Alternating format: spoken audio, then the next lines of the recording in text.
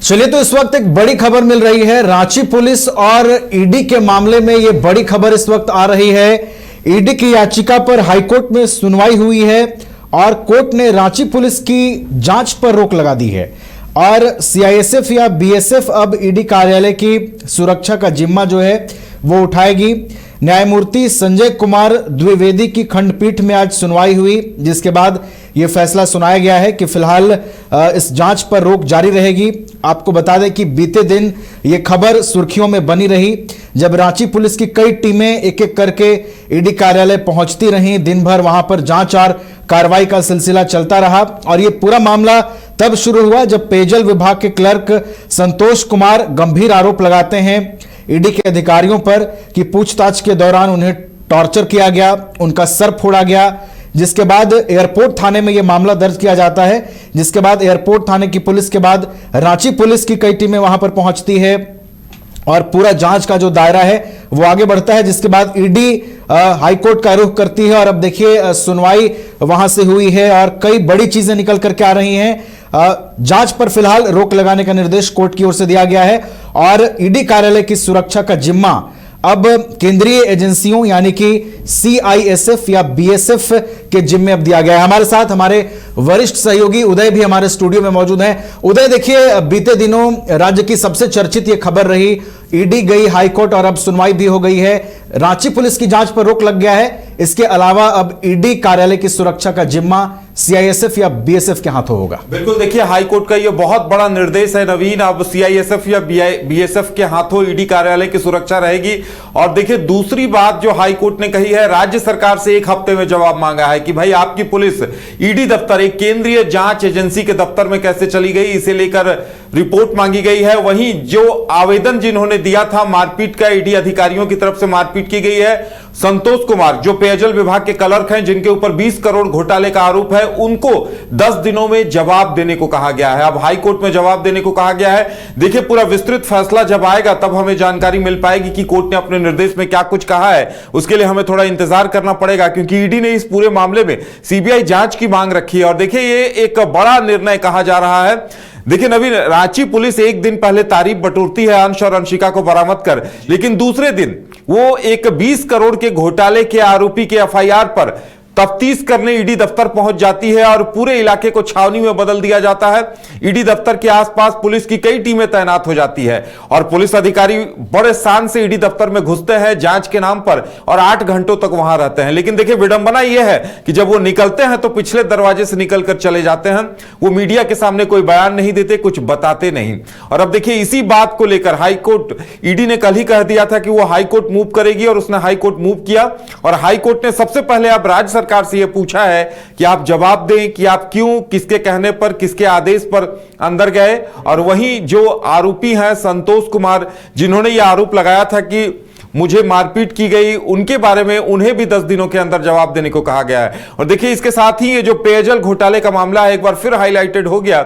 हमें विस्तृत फैसले का इंतजार रहेगा नवीन कि अदालत ने और क्या कुछ निर्देश दिया है। लेकिन अपने आप में यह घटना बड़ी है क्योंकि एक दिन पहले ममता बनर्जी बनाम ईडी का जो मामला था उस पर भी सुप्रीम कोर्ट ने ममता सरकार को ही एक तरह से फटकार लगाई थी और एक बड़ा झटका ममता सरकार के लिए था। उसी दिन जिस दिन सुप्रीम कोर्ट का निर्देश आता है, देखिए उसी दिन रांची पुलिस फिर वही गलती करती है कि ईडी के दफ्तर में चली जाती है। और देखिए हाईकोर्ट ने यहां भी अब कई सवाल खड़े कर दिए हैं और अब सीधी सी बात है भाई, ईडी दफ्तर की सुरक्षा अब रांची पुलिस से इतर अब केंद्रीय एजेंसियों के हवाले करने की बात कही गई है। उदय, देखिए अब एक और महत्वपूर्ण चीज है कि अगली सुनवाई 2 सप्ताह बाद होगी और रांची पुलिस पर जिस तरीके से आप कह सकते हैं कि जो आदेश अब आया है, रांची पुलिस ने बीते दिन जिस तरीके से कार्रवाई की, जांच की, निश्चित रूप से अब रांची पुलिस के लिए चुनौती बढ़ेगी। उदय, जिस तरीके का फैसला आया है और हो सकता है अगली सुनवाई से पहले कुछ मजबूत स्टैंड रखना पड़े रांची पुलिस को कोर्ट के सामने।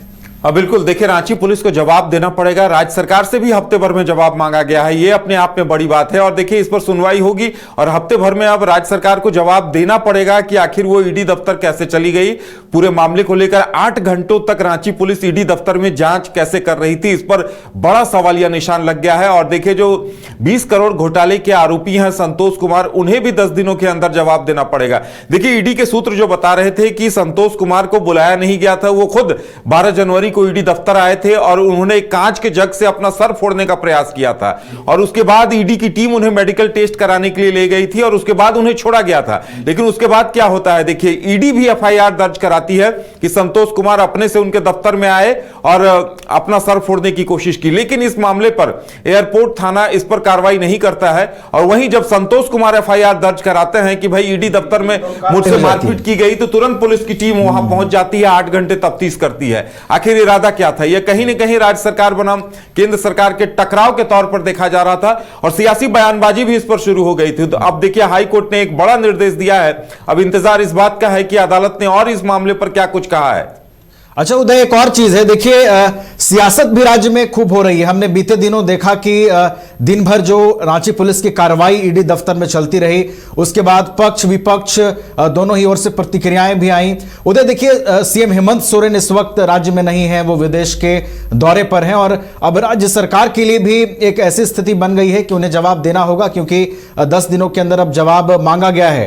तो उदय, ये प्रकरण अब राज्य के सियासी दृष्टिकोण से कैसे बढ़ता हुआ देख रहे हैं क्या, और राज्य का सियासी तापमान यह प्रकरण गरमाने वाला है? बिल्कुल, देखिए सियासी तापमान कल ही गरमा गया था। बाबूलाल मरांडी ने सीधे सीधे यह आरोप लगा दिया था कि भाई राज्य सरकार के भ्रष्टाचार के जो सबूत ईडी दफ्तर में है उन्हें निकालने रांची पुलिस गई है और रांची पुलिस पर यह आरोप विपक्ष की तरफ से लगातार लगाया जा रहा था। कुछ ऐसा ही आरोप सांसद निशिकांत दुबे ने भी लगा दिया था। तो रांची पुलिस को जवाब देना पड़ेगा, क्योंकि देखिए अगर एक पेयजल विभाग के घोटालेबाज क्लर्क अगर एफआईआर दर्ज करता है और रांची पुलिस उसे इतनी गंभीरता से लेती है, जबकि आए दिन थानों में या फिर हाजत में पूछताछ के दौरान इस तरह की खबरें आती रहती है, पुलिस किसी पे 3rd डिग्री इस्तेमाल करती है, पुलिस किसी गुनहगार से आरोपी से पूछताछ करती है, लेकिन रांची पुलिस इस मामले को इतनी गंभीरता से लेकर 8 घंटे ईडी दफ्तर में तफ्तीश करने चली जाती है, यह अपने आप में बड़ी बात थी।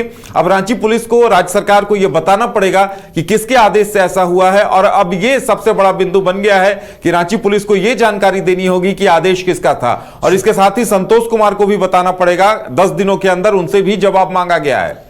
चलिए, तो आने वाले 10 दिन काफी अहम होंगे। रांची पुलिस को जवाब देना है, राज्य सरकार से भी हाईकोर्ट ने जवाब मांगा है और खास तौर पर रांची पुलिस ने किसके आदेश पर यह कार्रवाई की, जांच का वहां पर सिलसिला शुरू किया। रांची पुलिस की कई टीमें वहां पर पहुंची, सिटी डीएसपी पहुंचे, एफएसएल की टीम पहुंची। तो आखिर किनके आदेश के बाद ये सारी चीजें हुई, अब रांची पुलिस को यह बताना होगा। फिलहाल बड़ी खबर यह है कि हाईकोर्ट ने रांची पुलिस की जांच पर रोक लगा दी है और 2 हफ्ता के बाद फिर से इस मामले की सुनवाई होगी। बहुत बहुत आपका शुक्रिया उदय, हमारे साथ जुड़ने के लिए, तमाम जानकारियां पहुंचाने के लिए। क्रिकेट के विश्व मंच पर छा रही हैं रांची की प्रतिभाएं। इन प्रतिभाओं को संवार रहा है जेके इंटरनेशनल क्रिकेट एकेडमी। अनुभवी कोच की देखरेख, सुविधाओं से लैस जेके क्रिकेट एकेडमी अनुशासन और आत्मविश्वास का विश्वास भरा सफर। घर रहने का मकान भर नहीं, ये खुशियों की तिजोरी है। दरवाजे पर दस्तक देता पड़ोस, खिड़कियों से उमड़ आता आसमां, तारों में उलझी ऐसी ना जाने कितनी दास्तां। कहती हैं चले डायमंड सिटी, एक सफर हम सफर के साथ अपने घर तक।